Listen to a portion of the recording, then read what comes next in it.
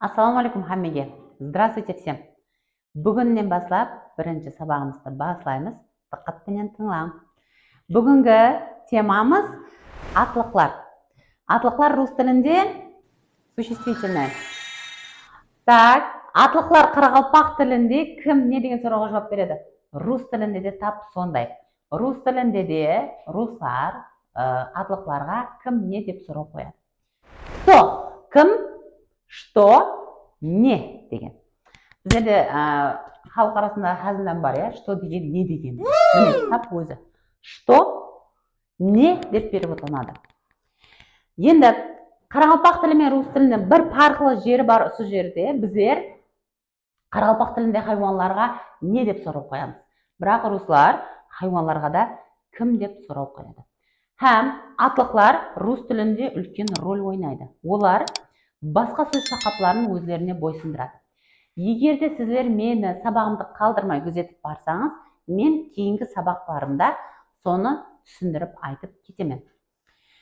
Атлықлар рус тілінде ротқа қарап өзгереді. Яғни атлықтың ақырғы харібіне қарап, атлықлар ротларға бөлінеді. Біріншісі мужской род, екіншісі женский род, үшіншісі средний род.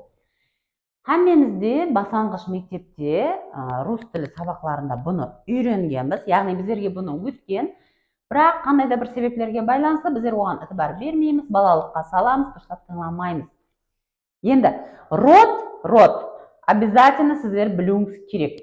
Себебі осы родқа қарап сіздер гәп түзген кезінде алмасықларды, келбетліклерді, өткен мақалде даже фейлерді өзгертуіңізге тура келеді. Соның үшін родларды жақсылап біліп алыңыз керек. Енді бұларды бір-бірінен қалай айырамыз деген сұрау туылады. Айыру жүда аңсат. Кім не деген сұрауға жауап беретін сөздердің ақырғы харібіне қарап айырасыз. Мужской родқа кіреді, егерде атлықлардың ақырғы харібі дауыссыз харіпке бітсе, осы белгілемен белгілеп кетемін. И краткая, рус тілінде и краткая деп айтылады. Хам мягкий знакқа. Бір мысалдан келтіріп кеттім. Стол, L, дауыссыз харіп, лицей, міне ақырғы харібі и краткая, демек лицей сөзді мужской родқа кіреді. Медведь. Медведь бұл аю, мягкий знакқа бітеді, мужской родқа кіреді. Женский род. Женский родқа кіреді, егерде кім не деген сұрауға жауап беретін сөздердің ақырғы харіплері а, я, ия, ямаса, мягкий знакпенен бітсе. Школа, мектеп, әмеміз білеміз. Ақырғы харібі а, демек бұл женский родтағы атлық. Земля, жер. Ақырғы харібі я, демек бұл да женский родқа кіретін сөз. Станция, ия менен тұрыпты, демек бұл да женский родқа кіретін сөз. Лошадь, ат. Ат, бұл хайуан, мягкий знакқа бітеді, женский родқа кіреді. Ітібар берген болсаңыз, мужской родта да, женский родта да мягкий знакқа бітетін сөздер бар екен. Оларды қалай айырамыз? Сабақларымызды қалдырмай күзетіп барың, һәм кейінгі сабақларда әлбетте бұлардың айыруды мен сіздерге үйретіп барамын. Һәм ақырғы род, үшіншіміз средний род, өзі аты айтып тұрыпты, средний деген орта деген. Яғни мужской родқа да, женский родқа да кірмейтін сөздер деп есаптасаңыз болады. Средний родқа кіреді, егерде атлықтың ақырғы харібі о, е, ие менен бітсе.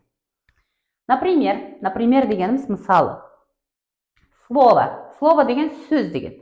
Ақырғы харібі о, демек средний родқа кіреді. Море, теңіз, ақырғы харібі е, демек бұл сөзді средний родқа кіреді. Здание, марат. Бұл сөздің ақырғы екі харібі е, демек ол сөзді средний родқа кіреді. Осы қағидаларды жақсы біліп алсаңыз, родларды жақсы айыра аласыз.